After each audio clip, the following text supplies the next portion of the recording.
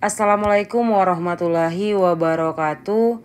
Kembali lagi teman-teman di channel Coretan Makna. Semoga teman-teman yang sedang berjuang menjadi ASN di tahun ini dimudahkan perjalanannya untuk bisa lolos seleksi CPNS maupun seleksi P3K di tahun 2024.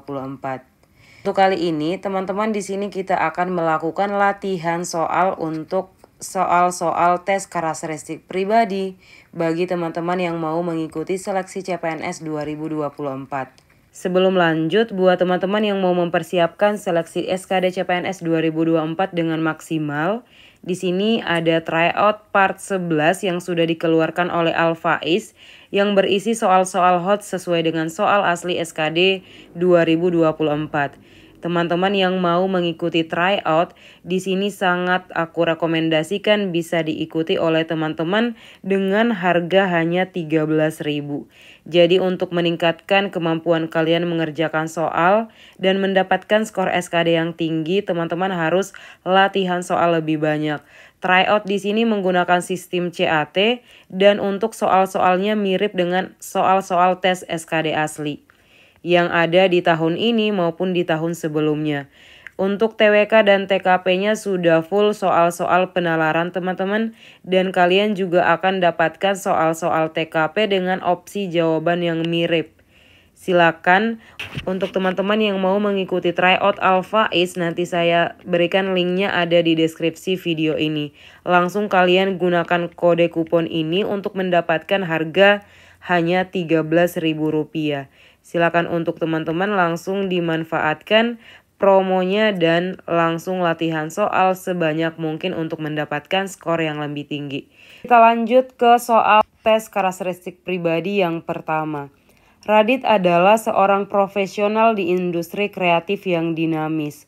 Radit ingin memastikan bahwa dia dapat terus belajar dan mengembangkan keterampilan serta pengetahuan agar tetap relevan dan inovatif.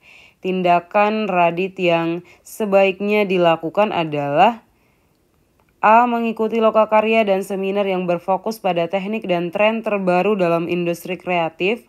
B. Mengikuti kompetisi dan tantangan kreatif untuk memperluas kemampuan dan melatih keberanian dalam bereksperimen. C. Bergabung dengan komunitas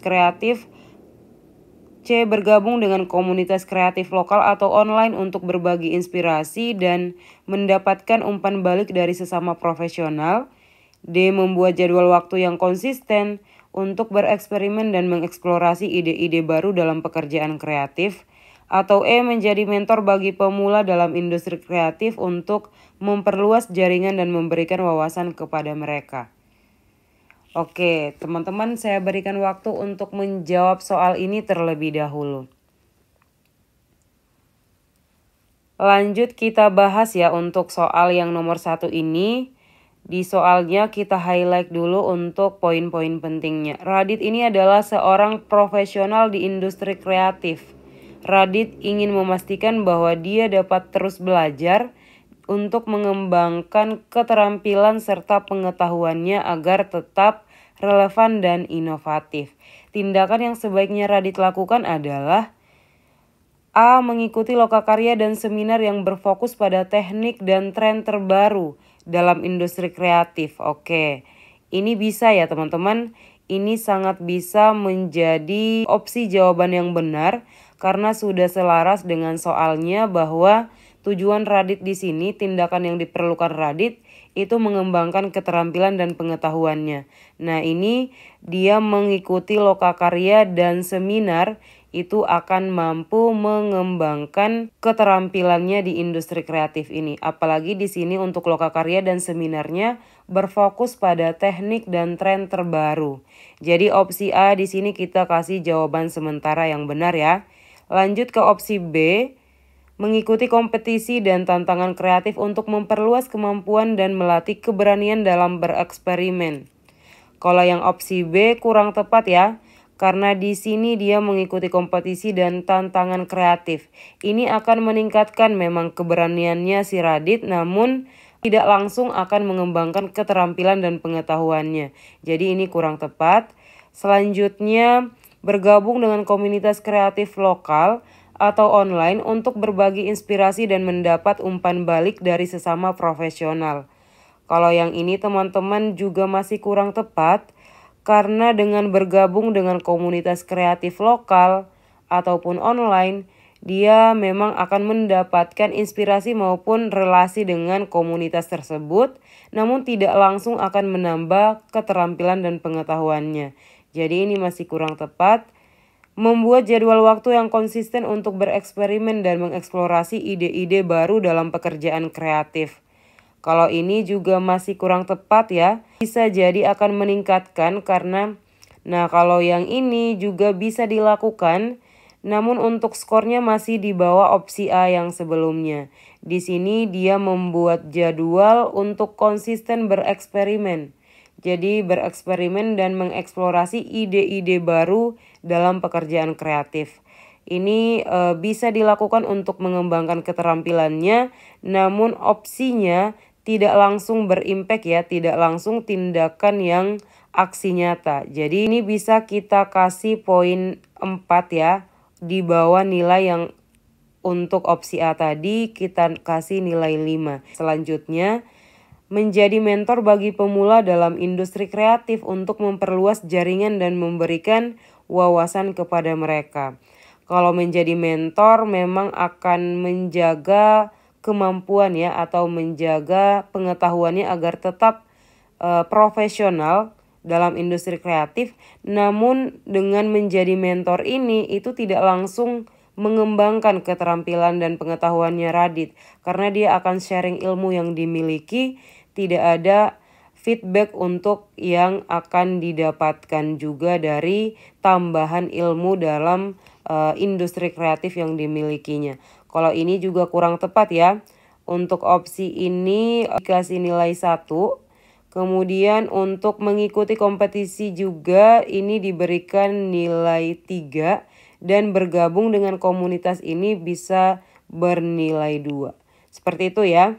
Jadi kita sudah dapat opsi jawaban yang benar adalah opsi A, yaitu tindakannya langsung akan meningkatkan kreativitas atau keterampilan dan pengetahuannya Radit dalam industri kreatif ya, dengan mengikuti lokakarya dan seminar. Jadi teman-teman, untuk tes karakteristik pribadi ini kita memang mendahulukan tindakan-tindakan nyata, apalagi ini terkait dengan profesional ya. Ini dibutuhkan aksi nyata untuk meningkatkan keterampilan maupun pengetahuan kita ya. Kita langsung ke soal nomor 2. Adi adalah seorang supervisor di sebuah pabrik. Ia mengetahui bahwa ada beberapa pekerja yang mengabaikan prosedur keselamatan dan memilih untuk melakukan pekerjaan dengan cara yang lebih cepat tanpa menggunakan perlengkapan pelindung yang sesuai. Sikap Adi adalah A. Memberikan peringatan tertulis kepada para pekerja yang melanggar prosedur keselamatan. B. Mendukung tindakan pekerja karena dapat memberikan nilai tambah berupa efisiensi waktu. C. Melaporkan insiden ini kepada manajemen dan mengusulkan pelatihan ulang tentang keselamatan. D. Mengatur pertemuan dengan pekerja untuk mendengarkan alasan mereka melanggar prosedur keselamatan tadi. Atau E. Memindahkan pekerja yang melanggar prosedur keselamatan ke pekerjaan yang kurang beresiko. Saya berikan waktu teman-teman untuk menjawab terlebih dahulu. Oke, lanjut teman-teman, kita langsung bahas soal nomor 2 ini. Adi adalah seorang supervisor di sebuah pabrik. Ia mengetahui bahwa ada beberapa pekerja yang mengabaikan prosedur keselamatan. Dia memilih untuk melakukan pekerjaan dengan cara yang lebih cepat tanpa menggunakan perlengkapan pelindung. Jadi di sini dia adalah seorang supervisor. Kemudian di sini ada pekerjanya yang ternyata melakukan pekerjaan itu tanpa prosedur keselamatan. Dia tidak melakukan sesuai dengan prosedur keselamatan, tidak menggunakan perlengkapan pelindung yang sesuai. Jadi tindakan dia sebagai seorang supervisor di sini adalah apa? Jadi untuk opsi A ini memberikan peringatan tertulis kepada para pekerja yang melanggar prosedur keselamatan. Oke, untuk opsi A ini bisa teman-teman ya. Ini bisa menjadi pilihan yang tepat karena kan di sini tidak disebutkan juga di soal bahwa para pekerjanya sering melakukan hal tersebut. Di sini baru disebutkan mereka melakukan pekerjaan tanpa memperhatikan prosedur keselamatan. Nah, di sini tindakan yang bisa dilakukan oleh supervisor pertama kali adalah memberikan peringatan tertulis. Ini bisa dibenarkan ya. Kita cek untuk opsi yang lain terlebih dahulu. Mendukung tindakan pekerja karena dapat memberikan nilai tambah berupa efisiensi waktu. Nah, ini kurang tepat ya. Ini tidak boleh dilakukan karena dalam bekerja apalagi di sebuah pabrik itu harus memperhatikan keselamatan atau memperhatikan prosedur keselamatan. Yang dimana di sini dia harus menggunakan perlengkapan pelindungnya. Ini satu untuk opsi B. Selanjutnya melaporkan insiden ini kepada manajemen dan mengusulkan pelatihan ulang tentang keselamatan. Nah ini kita lihat dulu untuk opsi yang lain ya. Mengatur pertemuan dengan para pekerja untuk mendengarkan alasan mereka melanggar prosedur keselamatan, atau E. Memindahkan pekerja yang melanggar prosedur keselamatan pekerjaan lain yang kurang beresiko. Nah ini karena kita sebagai supervisor ini juga bisa dilakukan ya. Opsi E ini bisa bernilai 4 teman-teman. Sementara opsi A kita beri nilai 5 karena dia merupakan opsi yang paling tepat dilakukan ketika baru pertama kali dilakukan pelanggaran seperti ini, maka harus diberikan peringatan tertulis terlebih dahulu. Nah, di sini opsi yang memiliki nilai tertinggi yang kedua itu adalah opsi E. Kemudian opsi yang selanjutnya yang bisa dilakukan dengan opsi 3, kita cek untuk opsi yang C ya. Melaporkan insiden ini kepada manajemen dan mengusulkan pelatihan ulang tentang keselamatan. Nah ini juga bisa kita beri poin 3 ya.